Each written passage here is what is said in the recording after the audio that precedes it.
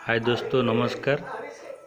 आज ये हमारी स्पेशल घर का आइटम हुआ है। देखिए, ये चिकन पकोड़ा हुआ है। देखिए, ये चिकन चिल्ली हुआ है, चिकन चिल्ली।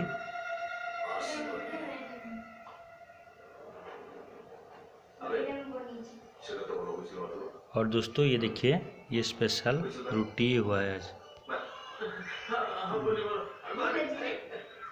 ये मामाली का मम्मी बहुत मतलब शाम से मेहनत करके ये सब बनाया है, सब आइटम आप देख सकते हैं। ये देखिए, चिकन पकोड़ा गरम गरम। ये देखिए, चिकन चिली। ये देखिए, चिकन पकोड़ा।